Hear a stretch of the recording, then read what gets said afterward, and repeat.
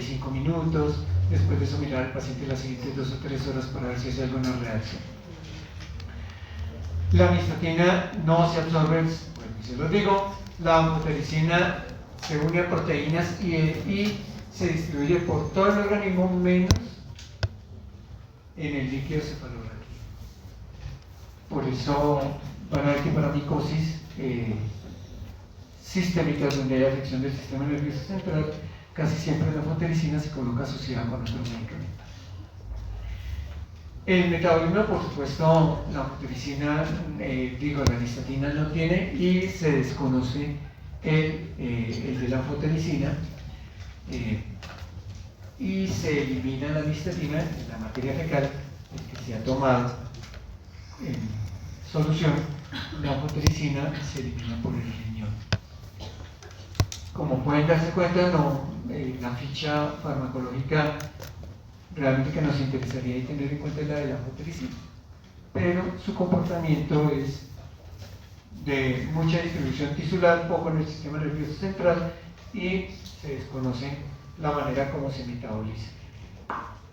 Algunos creen que por lo que es un derivado de la estreptomisa se deriva en compuestos orgánicos que el organismo elimina con otros componentes del mismo organismo, y por lo tanto no es posible medir la fracción de medicamento que está siendo eliminada ahí. La amistatina es una delicia, eso no tiene ningún problema. Como se dan cuenta, lo único que puede ocasionar es ocasionalmente náuseas y más sabor en la boca, pero el resto no.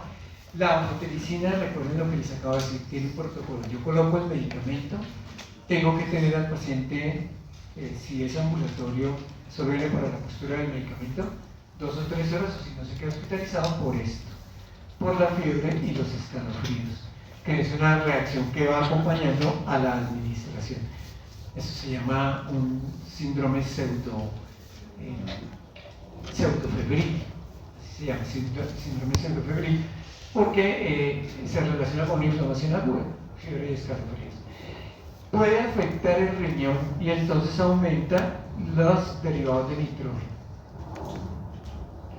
Y cuando hay que darlo por un buen tiempo, produce anemia, porque bloquea los componentes, los factores microsomales relacionados con la maduración de glóbulos rojos de la médula ósea. De ahí que ustedes van a ver que hay dos maneras de administrar la anfotericina dependiendo de lo que su paciente tenga. Hospitalizado 14-15 días, y después ya entra a un ciclo ambulatorio donde no se le coloca más, o es un paciente que asiste regularmente al uso de la anfotericina. Por ejemplo, los pacientes con VIH, con SIDA, van a que les coloquen anfotericina por ciclos, pero no se pueden tener hospitalizados todo el tiempo, y ahí se les hace el seguimiento que les acabo de decir posterior a la aplicación del medicamento. La amistatina se conoce con el nombre de micostatin, quizás es uno de los más comunes, y miren, las indicaciones son muy simples porque es tópico, ¿no? Es tubo digestivo, piel y aparato genital femenino. Y la anfotericina B, el nombre más común, el Fujifilm no se utiliza allá en Colombia porque no tiene liposomas. Es la forma barata de comprarlo, pero ese es el que no se debe conseguir. El ideal es el liposomal, y el que más se da en Colombia es Anfotec. Tiene esta gran ventaja, ¿no? La toxicidad, fíjense cómo cambia. Por esa razón aquí ya no trae, el Fujifilm es muy barato, pero ya se utiliza más el Anfotec. Y si ustedes ven, son todos los hongos sistémicos, todos, incluyendo la candidiasis sistémica, que es una complicación de una inmunodeficiencia, pero son todos sistémicos, todos, y los VIH, que hacen microsistémicas, que casi todos hacen sistémicas en el estadio C, todos. Por lo tanto, ahí es donde ustedes van a ver esos pacientes. Pero miren que cubre las que estadísticamente son comunes en Colombia: criptococosis, aspergilosis, histoplasmosis, coccidiomicosis, la menos común, pero existe, por supuesto, la blastomicosis sudamericana. Por lo tanto, no es difícil pensar en la indicación cuando ustedes ya tienen claro el concepto de cuál es una micosis sistémica.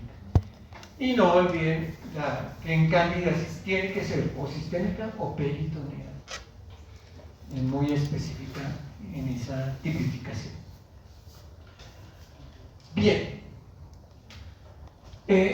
La glicofulvina, recuerden, es un antibiótico natural también, pero no es político. Eso es lo único que la cambia. La glicofulvina afecta los procesos reproductivos del hongo. Cuando forma los microtúbulos para dividirse en la célula madre en células hijas, ahí es donde aparece este medicamento. Es decir, es un fungistático, bloquea los procesos reproductivos automáticamente. La glicofulvina no tiene descritos tampoco mecanismos de resistencia. En cuanto a la ficha farmacológica, pues es un de origen natural. En los anteriores eran streptomyces, este es con el penicilino, pero de todas formas su origen es natural. Fíjense, ya habíamos visto eso, ¿no? La reina de las tiñas. Para cualquier tiña se utiliza la glicofulvina, para cualquiera de las tiñas. Ya están todas, ¿no? La tiña de cuerpo, la tiña de la región inguinal, la tiña del cabello y la tiña de la barba. Entonces, es la reina de las tiñas. Tiene cualquiera de esas indicaciones. La administración de la glicofulvina es oral. La distribución, el valor de la glicofulvina está aquí. Mírenlo por favor y tenganlo en cuenta. Se concentra en la queratina.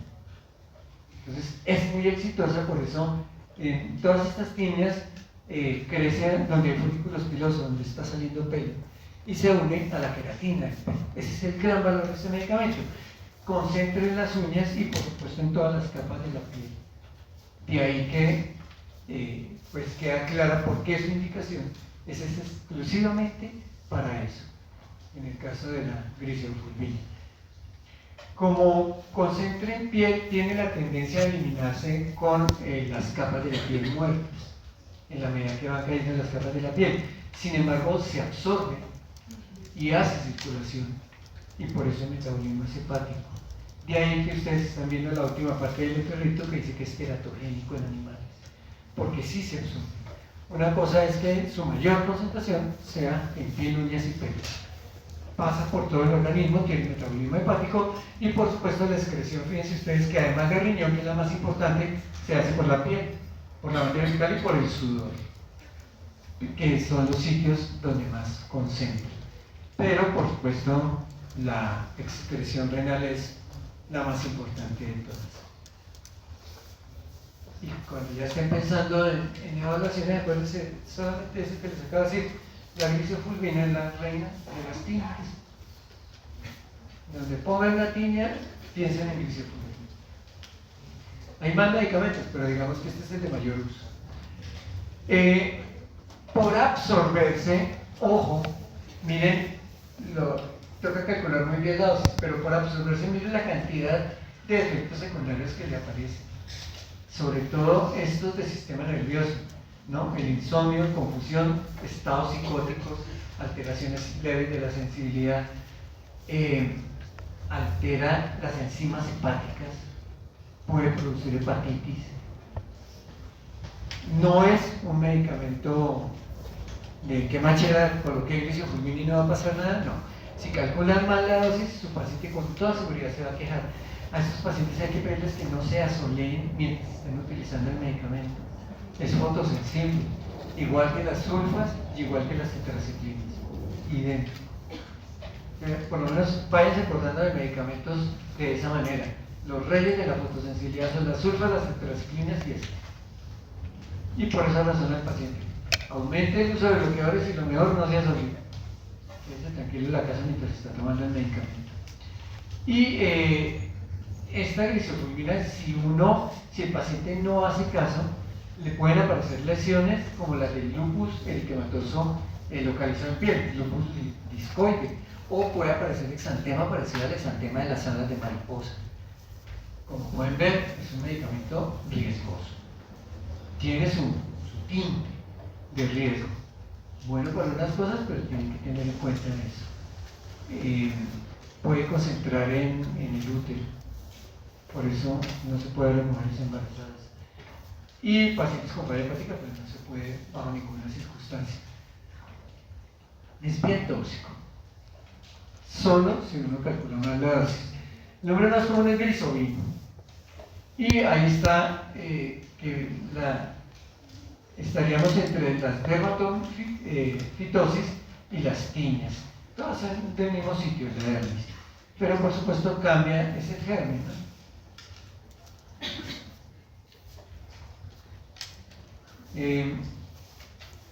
Tengan en cuenta esto, ¿no? En onicomicosis, que 90% de los casos son cándidas, no.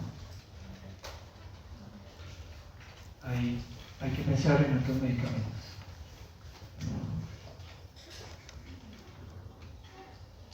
Ni el acepiergo, ¿no? Ahí está la epidemiasis. Y pues aquí están los reyes de la creación. Esos son los mejores antimicóticos del mundo. Los mejores. Pero molécula a molécula. Esto es como hablar de un inhibidor de la HMG-CoA, o como hablar de un antihipertensivo del grupo de los anticálcicos. Es de eso, son reyes de la creación, sirven para muchísimas cosas, son de una altísima eficiencia, y por esa razón pues este es digamos que es el top de los antimicóticos. Y como pueden ver, tienen dos grandes clasificaciones, uno los imidazoles y otro los triazoles, y eso hace referencia a si son tópicos o si son de uso sistémico. Entonces, todos los imidazoles son de uso tópico, y ahí están viendo los más comunes. Vayan a un supermercado hoy y van a ver que muchos de estos son de venta libre. Están ahí, clotrimazol, ketoconazol, inclusive propagandas a 3 manos sobre esos medicamentos, porque son de venta libre. Obviamente, tifonazol, tioconazol, isoconazol, estos 3 últimos son costosísimos. Así los pusieron en el estante de primera, nadie los va a comprar porque valen 70.000, 80.000, 100.000 pesos, comparados con clotrimazol, que vale 12.500, con la misma eficiencia, porque son igualitos. Aquí sí no hay diferencia entre cuál es el más barato, depende del laboratorio que lo produce. Pero por supuesto, todos estos, como les digo, muchos de esos están en venta libre. Y están los triazoles, que sí son de uso sistémico, tópicos sistémicos. Y hay dos generaciones. La primera generación, fluconazol, terconazol y traconazol, es magnífica, es muy buena. Ya les decía que yo uso el fluconazol, tabletas de 100 miligramos, y eso ahí tiene uno para tratar de paciente, pero esa es la primera generación. Hay una segunda generación que son estos dos, boriconazol, posaconazol, que aquí en Colombia, por razones de poderlos utilizar en micosis más graves, está restringido su uso. Entonces, ustedes no van a encontrar posaconazol en ningún lado, salvo que sean pacientes hospitalizados. Precisamente para eso, ¿no? Para que, apareciendo las resistencias, no se pierda la potencia tan fantástica que tienen estos medicamentos. Boriconazol es muy difícil conseguirlo, pero a veces las importaciones lo favorecen. Aquí los que más consiguen son los 3 de arriba, itraconazol, terconazol y fluconazol, que ya les digo, son magníficos. Bien. ¿Dónde actúan estos medicamentos? Pues bloquean el paso del aldosterol a ergosterol, que son bloqueadores de la síntesis del aldosterol, bloquean el último paso del aldosterol a ergosterol. Y en cuanto a mecanismos de resistencia, este sí lo tienen descritos. El más importante de todos es que el hongo impide la concentración del azol en la membrana, en el espacio que hay mejor dicho, se acuerda que la quitina era como un sándwich, pero los azoles tienen que entrar a la parte más profunda de toda la pared del hongo, y eso es lo que el hongo no deja hacer, no lo deja pasar de la quitina, es decir, bloquea el sitio de acción, el sitio donde va a actuar al final para formar la pared del hongo. Y adicionalmente aumenta la actividad de las bombas de expulsión del medicamento. Entonces el medicamento tiene que ingresar porque el medicamento actúa de lo profundo hacia afuera del hongo. Entonces el que logra ingresar le cambian el sitio de acción, y el que ya está dentro es expulsado por la activación de las bombas de fusión. De esos dos mecanismos, el más importante, el siempre reconocido, es el primero. de impedir la acción del medicamento en su punto de actividad, en la membrana del ojo. ¿Está clara la idea? La exclusión es un mecanismo secundario. Los azoles todos son de síntesis química y el espectro, como ustedes pueden ver, es muy importante. Miren que los imidazoles cubren las micosis tópicas de piel, de uña y de mucosas por cándida y dermatofilos. Es decir, lo único que no toma son las pitiriasis, las de la epidermomicosis. Pero el resto toma dermatofitos y toma candidáticas, las que quieran. Ojo con esto, cada vez que ustedes coloquen un imidazol, es decir, un tópico, tienen que advertirle al paciente que la micosis no se cura inmediatamente. Por ejemplo, si está en una uña, la uña tiene que hacer recambio total antes de que desaparezca la micosis. Por eso ustedes van a ver que con algunos de estos, por ejemplo con el itraconazol, el medicamento lo venden con una lima. Y entonces uno se tiene que lijar la zona de la micosis y después de que se la lija, se aplica el medicamento. Y todos los días tienen que hacerse eso. ¿Hasta cuándo? Hasta que no vea que la uña ya comienza a salir sin la lesión. Por lo tanto, a su paciente siempre tendrán que decirle que el manejo de una micosis, por ejemplo, de uña o de piel, se puede demorar fácilmente 3 a 4 semanas. A veces, inclusive toca, a mí me toca a veces, por ejemplo, enviar el tópico, pero también enviarle fluconazol, para que el hongo sea destruido desde su origen y el tejido vaya saliendo sano. Son muy difíciles de tratar, pero su paciente sí advierte, nunca le deben decir, no, útate esto por 3 días que eso no se quita. Un mes y medio, son tratamientos largos. La administración pues es tópica o es oral, como ustedes ya lo habrán intuido. La absorción está entre el 70 y el 100%, pero ojo, la distribución es magnífica. Estos medicamentos se concentran muy bien en todos los tejidos y por eso es que son tan buenos. Por eso es que ahorita les decía, hay una micosis de la piel que no se quita, póngaselo oral, pero adviértale al paciente que se va a demorar. Eso concentra y se va eliminando. Los resultados siempre se ven a largo plazo. El metabolismo es hepático y la excreción es renal. Miren lo que cubre un triazol en sistémicas. Cuando uno piensa que colocar un cianfloxacina B o un triazol, miren que el triazol cubre la candidiasis sistémica, los aspergillos, criptococcus y histoplasmas. Es muy bueno. Los triazoles son muy buenos medicamentos y son opciones muy buenas cuando uno quiere utilizar anfotericina B. Efectos secundarios, ojo, lo común es que solo produzcan náuseas y vómitos. Se los puedo decir casi que por conocimiento de causa. Yo tengo muchísimos pacientes míos con esto. Y lo más, doctores, me dan ganas de vomitar cuando estoy comiendo. Y eso se va quitando con el tiempo. Pero en algunos pacientes pueden aparecer dermatitis exfoliativas, son sensibilidades, susceptibilidades de persona, no de grupo de medicamentos. Y a veces se elevan las enzimas hepáticas, muy ocasional. En el entorno que digo, son casi todos diabéticos. Ahí les puedo garantizar que no he visto mucha dermatitis exfoliativa. La náusea, eso sí, está contraindicado con todos estos de riesgo en embarazo y lactancia. Yo creo que si miran los nombres, ustedes habrán visto muchos por ahí tirados. Por ejemplo, Canesten es una marca más conocida que para nada. Además la produce un laboratorio alemán, entonces obviamente tiene más penetración por la propaganda. Dactarin, el más común de todos, se llama Ginodactarin, y ginecólogo que lo respete lo utiliza.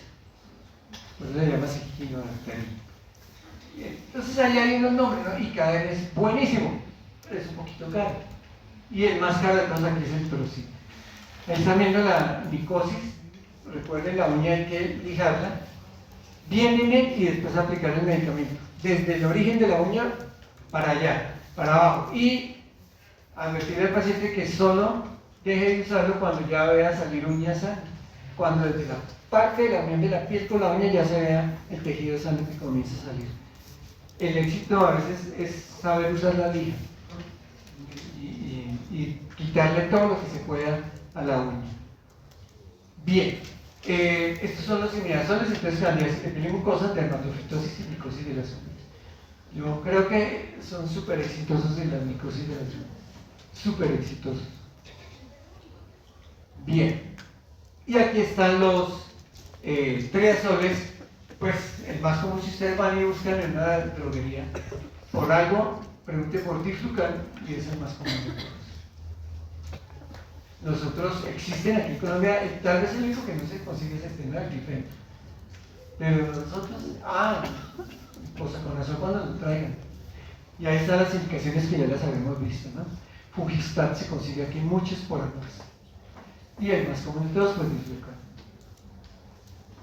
Ya habíamos visto las indicaciones, ahí no hay ningún problema. Pero aquí con los azules, miren, si ustedes vieran, ya estaban todos los nombres, pero hay uno donde se utiliza mucho, ¿no?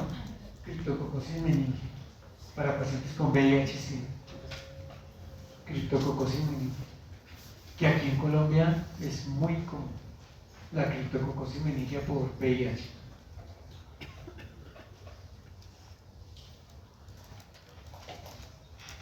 Bueno, la fluoxetosina, este sí es un medicamento fuerte.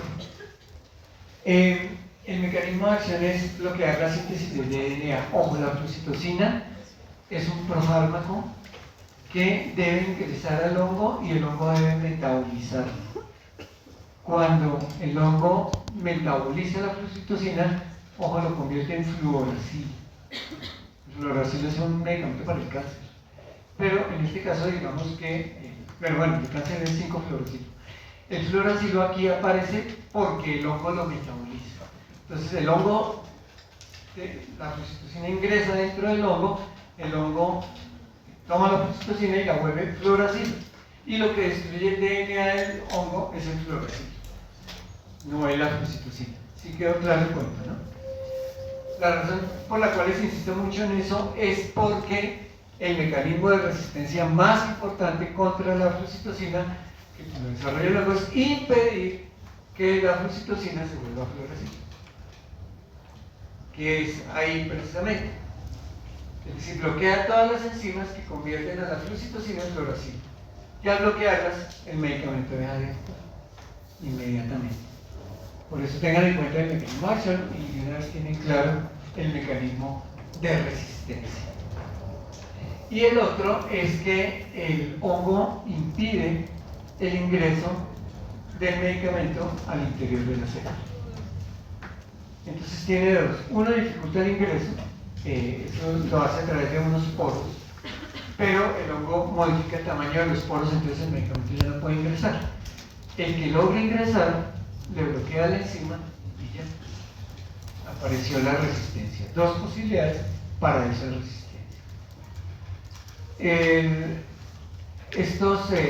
Recuerden que les dije fluoracilo, estos se derivan, tienen que ver con las pirimidinas y el flúor. El espectro es muy parecido al de la putrescina limitado a Cryptococcus candidiasis y aspergillosis, pero siempre debe ir con anfotericina. Este es un medicamento que la resistencia aparece muy rápido, por esa razón nunca se puede administrar solo, siempre con anfotericina. La administración es oral, se distribuye muy bien por todo el organismo. La razón por la cual no tiene metabolismo es porque recuerden que entra en la síntesis de las pirimidinas. Entonces el organismo lo incluye en el metabolismo normal que tiene las pirimidinas y por lo tanto no se puede identificar el medicamento ya después de que ha sido metabolizado, porque sale con el rango de las pirimidinas. Y pues se elimina por el riñón, minuto a minuto. Les decía que este es un medicamento muy complejo porque finalmente se relaciona con el uracilo, que es un medicamento para el cáncer. Y miren ustedes el efecto inmediato sobre la médula ósea, como lo tienen todos estos medicamentos de cáncer: anemia, leucopenia y trombocitopenia. inflamación de toda la mucosa abdominal, náusea, vómito, diarrea y dolor abdominal. Precisamente porque casi que se relaciona, toca la acción de los citostáticos. Y ahí mismo se ven. Y por supuesto, el hígado. Lo más común es la médula, ¿no? Anemia, leucopenia, trombocitopenia. Las células madres de la médula son muy sensibles a cualquiera de estas cosas. Siempre debe ir con otros antimicóticos. Ya vieron que lo ideal es con anfotericina B.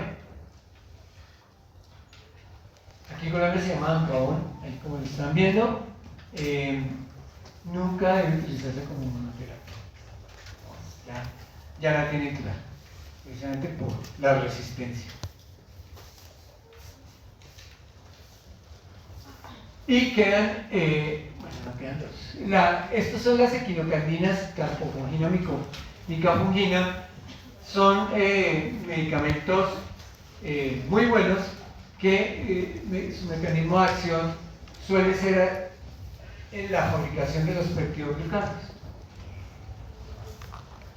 Y por supuesto, la resistencia sale también ahí. Bloquean el sitio de acción en la síntesis de peptidoglucanos. Es decir, muy fácil, tanto el mecanismo de acción como la resistencia son en el mismo sitio. Se reproducen en el mismo sitio. Las equinocandinas se derivan de grasas y miren la indicación. Vuelven a ser sistémicas, cándida y aspergilos, aunque serían utilizarles en isoplámico oxidilo, pero siempre con la anfotericina B.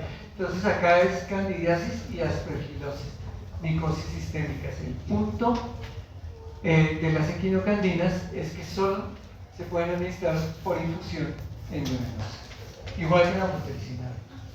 Requieren de paciente hospitalizado, con un protocolo muy específico y el rango de administración es bien lento, igualito que la anfotericina B. Se absorben muy bien en todos los tejidos y son degradados espontáneamente, siguiendo la vía de las proteínas,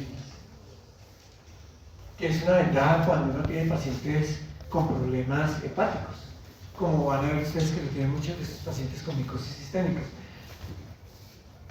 Por eso su valor está ahí, ¿no? Este sigue la misma ruta de las proteínas para ser metabolizado.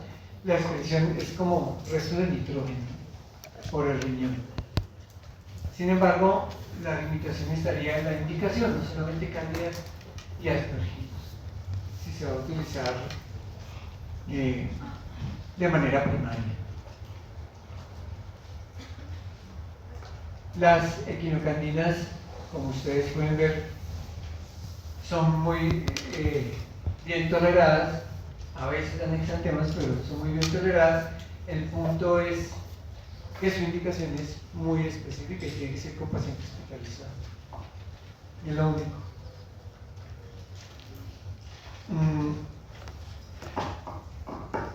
Les ratifico las indicaciones comunes, las siempre comunes: la candidiasis sistémica y la aspergilosis. En algunos casos, pero eso hay que mirar a ver si son sensibles o no, se pueden utilizar las otras dos. Carfofungina, micafungina solamente recuerden pacientes hospitalizados, el resto no pueden ser utilizados. Bueno, estas son la última creación para el tratamiento de micosis, que son las alilaminas.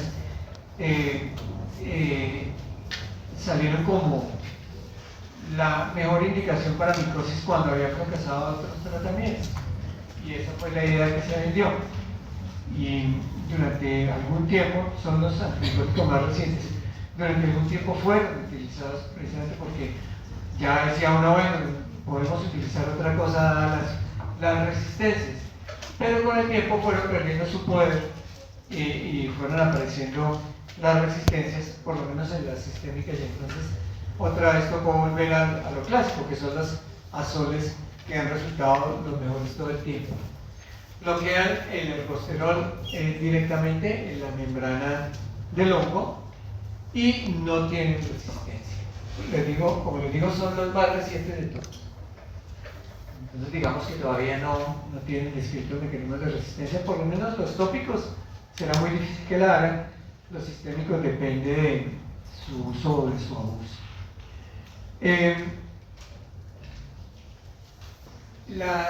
De arriba la terminafina, miren ustedes que tiene, ¿se acuerdan que les dije pitiriasis? Tengan en cuenta que solo es una indicación como medicamento. Aquí está la otra posibilidad para utilizar pitiriasis resistente. Cuando uno hace los primeros manejos y no funciona el tratamiento, pues hay que recurrir a esta terminafina. Es el único de todos los antimicóticos que cubre pitiriasis versicolor, que es bien difícil de tratar. Cubre tiñas, miren que se cubre las epidérmicas y las dérmicas. Epidérmicas y dérmicas. Y cubre aspergilosis pulmonar, que es rarísimo. Muchos pacientes con asma aquí en Colombia tienen aspergilosis pulmonar.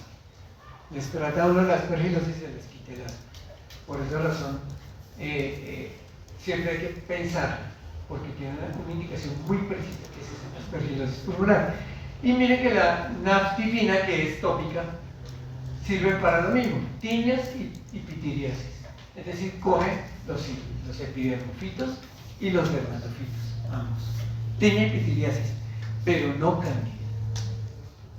Para que, si algún día Pachito les hace la pregunta en el examen, ¿no? ¿Cuál de las siguientes no cubre la naftifina? Acuérdense que son tiñas y pitiriasis, pero no cándida. Candidiasis de la piel, ¿no? Bueno, como pueden ver, la terminafina es oral y la naftifina es tópica.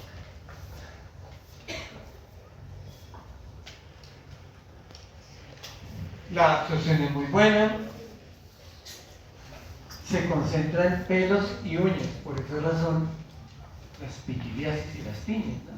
Sobre todo la tiña esta de los pelos, que es tan difícil de manejar. Entonces, ahí hay una opción muy buena con la terminafina. Metabolismo hepático, y para esta que se absorbe, que es la terminafina, la excreción es renal.